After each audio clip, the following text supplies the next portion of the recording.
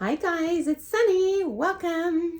So if this is your first time to my channel, I am a professional ballroom dancer and I'm here today to give you the background scoop on what I think is going on behind the scenes in this episode of Bravo TV's new reality dance series, Dancing Queens. So this is going to be part 2 in reviewing episode 7. So let's get started. First of all, I think it is super suspicious that they eat a lot of like high fat foods, high calorie foods whenever we see these ladies out to eat with each other. And certainly not that dancers don't cheat and what they eat occasionally, but every dancer I know really meticulously monitors their diet and eats quite healthy. And it seems like every episode they're eating fried foods and huge servings on the table and drinking alcohol. It's just not something I've seen. So it's possible that this has been faked or staged for the series. I don't know. It's possible maybe these ladies just are naturally slender and athletic, but I doubt it. Next, it's a little suspicious to me that everyone in this episode except Colette is featured with their personal trainer. So I do like that it indicates these ladies have a lot of money. And the reality is you're going to get better in your dancing if you can invest in more lessons with better pros, and that takes more money. But that's not what I've really seen in reality in the dance world. Everyone's spending every penny they can on their lessons, on their costumes, on the travel. It looks like, from all appearances in this series, they've just featured some extraordinarily wealthy, successful ladies so they can highlight this extravagant lifestyle. But I'm just being honest with you, this is not what I usually see. And honestly, in terms of working out, even just taking lessons daily is going to be ample workout. As a matter of fact, pros behind the scenes, it's funny, whenever we do a pro show, we'll open up to the audience questions between costume changes. And inevitably, one of the questions is, well, what do you do to work out? And we just have to secretly chuckle at this one because I'm dancing 8 hours a day. Even as an amateur, I dance 7 days a week, 2 hours a day.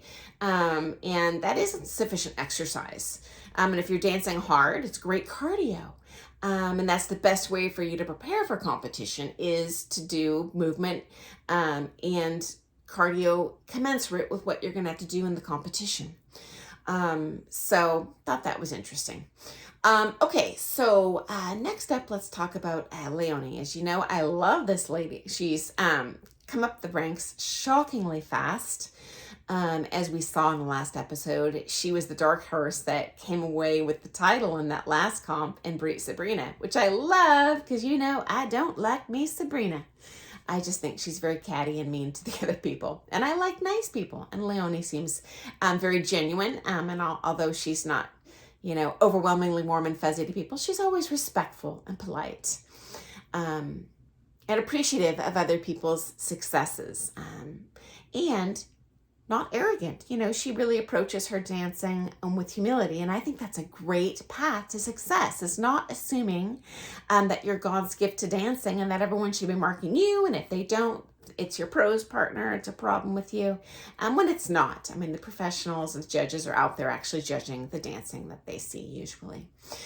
I liked, and it's actually quite real, that Leonie talks about she wants to be up against the best.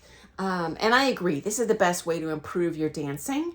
Is not to go to tiny comps where you're uncontested or you just have a few couples there that are nowhere near your skill level. That doesn't push you to be your best. And in fact, there are a couple I'll call them centers in the United States, in Europe, where all the top dancers go, because we want to surround ourselves with the best people, and that pushes you to be your best. And you even learn just by being in the room with them, soaking up what you're seeing, and then emulating that movement in your own body. So she's definitely on the right track here, in competing at a high level with the best people she can, especially since she's so talented. There are people that, what I call them is participants, and they just want to show up and get their first place award and yay, me. But that's definitely not the personality of any of the ladies on this show. They're all pretty serious about competing. I also agree it's 100% true and real that she talks about after she won that comp in the last episode unexpectedly. Now she feels there's a target on her back. And I would say this is actually quite accurate. I found it completely not stressful moving my way up the ranks, but once I started doing well, there was a lot of pressure and people want to beat you. America kind of likes to build people up and then tear them down. So I would agree. She's dancing under a lot more pressure now, and it'll be interesting to see how, or even if, that affects her dancing in the future episodes, now that she has shown herself to be a contender. Honestly, in terms of the judge's perspective, some of the best advice I received in my career was from former World 10 Dance champions. And they said, Sunny, the judges don't care so much how you perform today. They just get excited with seeing improvement over the last time they saw you dance. And if you stagnate, they'll get bored and stop looking at you and stop marking you. And I found that to be true. So she definitely has a lot to live up to now in the judges' eyes, because they're going to want to see her grow even more from here. The good news is she's a very hard worker. She's obviously very talented. And as we saw in last week's episode, she's willing to invest in high-level, expensive coaching, which is going to help her go a long way. All of those things. Okay, next up, let's talk about Colette. So she's the gal with the special needs son. I love that her pro in this episode, as we know, that's Alex. She was partner dumped, as she calls it, by Christian. So now she dances with her new pro partner, Alex. They've only been together a few months. And we learn in this episode that she's just been dancing his old choreography. Okay, pros are not going to be happy I'm admitting this, but it's definitely a dirty insider industry secret that I've seen many pros just give their students their old choreography. I personally would never do that. I find that to be lazy. Like, you don't have to really think about it. You just show up, teach your choreography. But the reality is dancers each have unique strengths. There's rotational figures, syncopated linear figures, linear figures, shaping, picture figures, pictures with a lot of arm styling. And you really, I feel it's in the amateur's best interest to choreograph to their strengths. That's how they're going to show best on the floor. That does take a lot more time and reflection on your part as a professional. And I'll do that outside of my lesson time. Really think about what is going to look good on this person and visualize it in my head and teach that special, unique choreography to them. It's also more challenging for the pro because most of these people compete with many pro partners. That means there's more routines they have to memorize.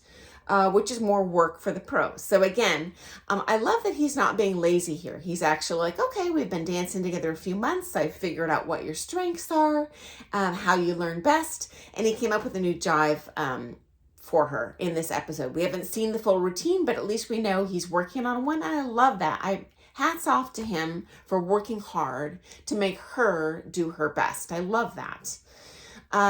Next up, Pooja. So Pooja looks to me to be Indian descent. Very beautiful gal, and I love that she is not built like an anorexic Barbie doll like some of the other characters are, but she's built more like Donnie. And my hope is that she can beat Donnie, so Donnie can get off of her tangent of a misunderstanding that she's getting marked because of her body type. It's not her body type, it's her dancing. And she has a beautiful body, but so does Pooja. And I'm really hoping that Pooja can be the one to demonstrate that for her. At least I see that, how that's probably going to go down. And this is actually very real. In this episode, Pooja talks about how she used to dominate in the American rhythm style. And since she's switched to Latin, it's been a tough transition, and she's definitely not doing as well. And this is absolutely accurate from what I've seen in the real dance world. Transitioning from rhythm to Latin is difficult. Number of reasons behind this. Feel free to comment below if you disagree with me, but generally speaking, the Latin is more technically demanding, faster, and the opposite is also true. Most of the open professional rhythm champions, or even amateur rhythm champions, actually came from the international Latin, which is a little more demanding, and so it's an easier win in rhythm. That being said, Pooja has great potential. I think her partner is very supportive, and so I think she'll come a long way. I also love, if I can just say, Pooja's costuming. I love the fringe she wears on almost all of her costumes. I think it's very flattering for her. She wears it in her competition costumes. I've seen it in her practice wear. And it looks like really long fringe. So when you spin, it kind of spins out. You can do that in dresses, in tops, in skirts, in pants. I call those Muppet pants. Love it. I think that's very fashionable. Good choice for her. So in closing for this episode, again, we're talking about episode 7. The sneak peeks for next week indicate we're going to see the results at their upcoming competition, the Millennium. Cannot wait to see that. I'm really sad to hear and kind of surprised that this is the season finale, though maybe if you knew about that already, let me know. I sure hope that doesn't mean this is going to be the end of this series, because I'm loving it. I think it's a great sign that Gael keeps making appearances. Gael's the one I previously mentioned, who I find her character very compelling. She's beautiful. She's exotic. The tiny clips I've seen of her dancing, she seems like a strong contender. So the very fact they keep showing her indicates to me high hopes that there's going to be a season 2 with a lot of Gael on there. Otherwise, I don't see why they would even include her at all in this series. So I hope to see you next week for the grand finale. So join me next week watching Dancing Queens, and then I'll be here afterwards to give you my kind of industry insider analysis of what I think went on behind the scenes. So thanks for joining me today. I'll see you next week. Thanks for joining me. Bye, guys.